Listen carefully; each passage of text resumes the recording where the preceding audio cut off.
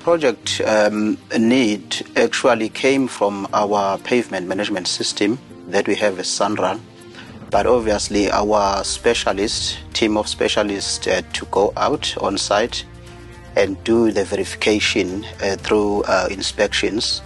That's when it was picked up that indeed the road needs to be, improved in terms of its capacity, as well as the safety issues needed to be improved so that there's a smooth, movement of traffic within that section of the road. In terms of the scope of works, we are looking at rehabilitating what is currently existing, the single carriageway that we have, which serves as both the southbound and northbound.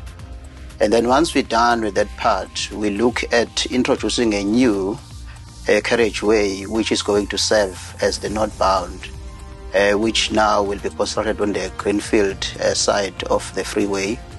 We've got a very competent site team, which includes your engineers, environmentalists, health and safety agent on site. Combination of these skills assist us, to be able to accommodate the traffic. As you have rightfully said, that we are constructing under live traffic. So they monitor the traffic accommodation on a daily basis, putting up signage, ensuring that there's communication even with the road users through our traffic advisory reports. In case there are issues in terms of your traffic bottlenecks, they are, directed to alternative routes that they can take so that there's at least minimal, interruptions in the traffic flow. We need to construct roads to be able to carry those loads for a long period.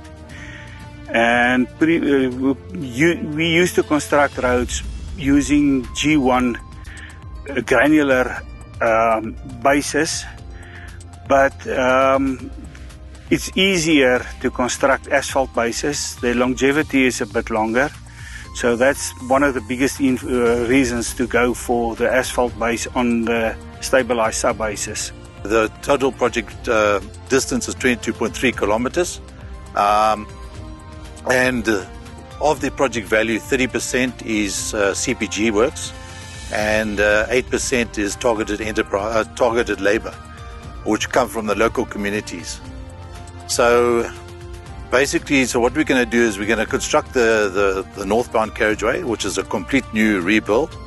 And then once we start diverting the traffic onto the northbound dual carriageway, then we'll start rehabilitating the southbound, let's call it the southbound or existing road. So that also gets milled out, all the areas that are failing gets milled out.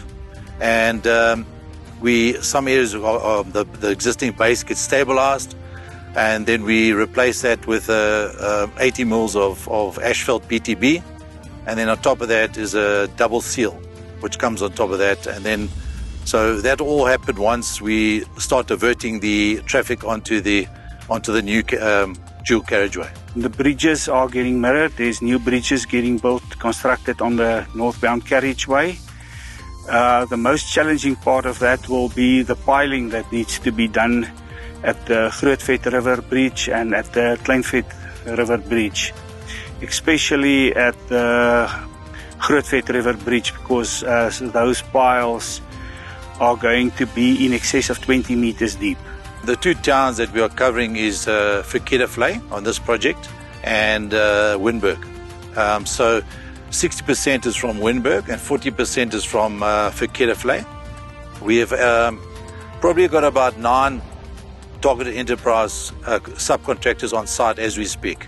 It varies, from supplying of toilets, security, patching potholes, picking up litter, cutting the grass on the existing road, and also supplying of diesel. But as we're progressing the project, we are bringing in more subcontractors.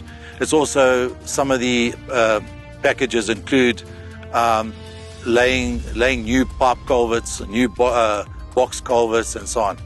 So, yeah, it's like I say, it's 30%. So we're talking to a value of 500 million. So it's a big portion of the project.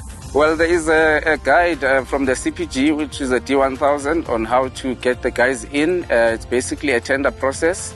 And then through our analysis of the area and the skills that are around, that's how we structure our packages from your 1CEs to your 4CEs. So all packages will be structured accordingly as the program is rolling out.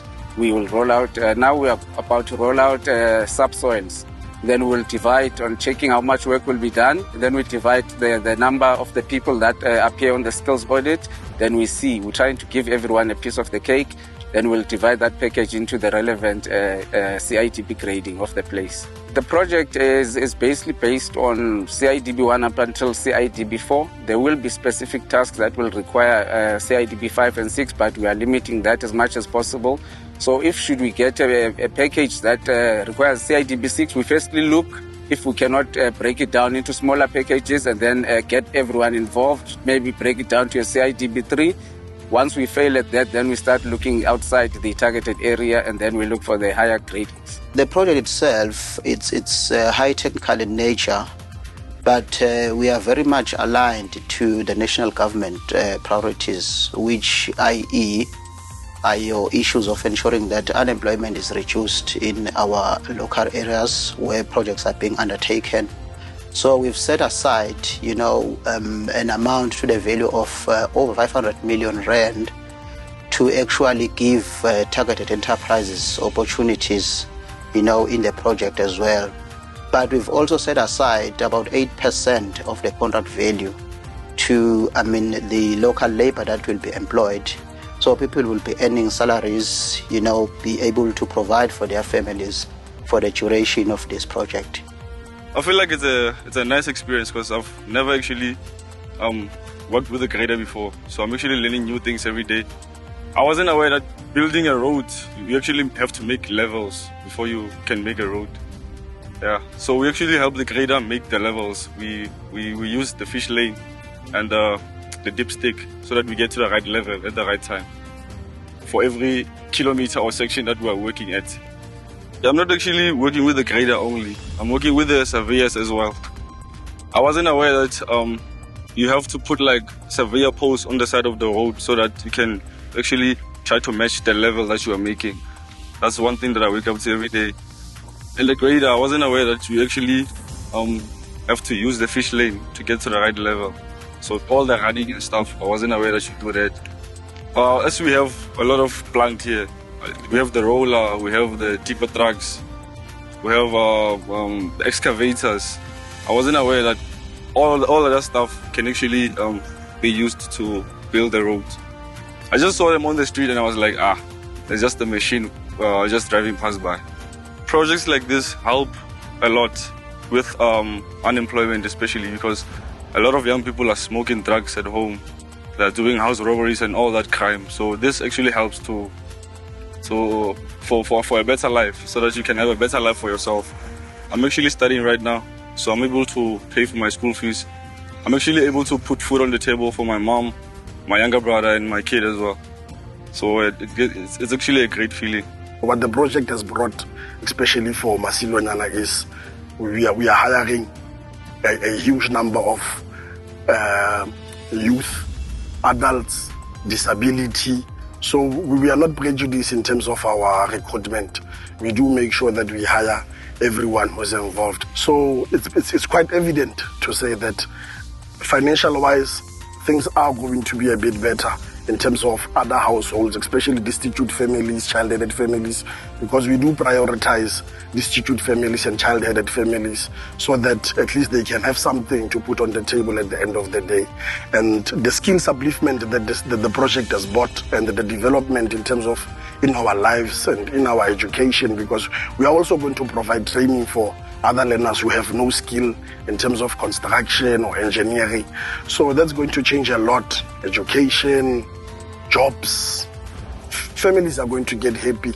If I may say, there are already multiple families who are happy because of such projects and the upliftment that it has bring into our communities. And you must remember that these guys, they stay in our hotels, they stay in our B&Bs, they stay in our houses.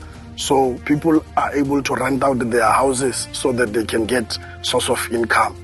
shops are now getting flooded, so businesses are going high. So everything that the project that has brought into our town is very, very, very good.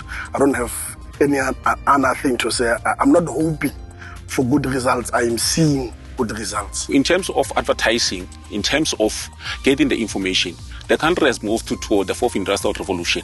We see adverts from your social media, from your WhatsApp, from your Facebook, even from your talk shops or big institutions.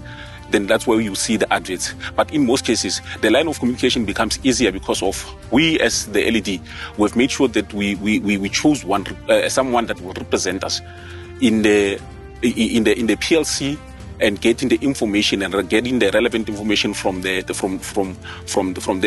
PLC to reporting back to us as the constituents. The policies of SANRAL in terms of empowering the economic, the previous disadvantaged contractors, I think the other entities, they can just copy what SANRAL is doing, simple as it is, because of, in most cases, even if when you check the rate of the unemployment within our society, within SANRAL, in most cases where the project is affected, where there is a project of SANRAL, you will see that at least there is life.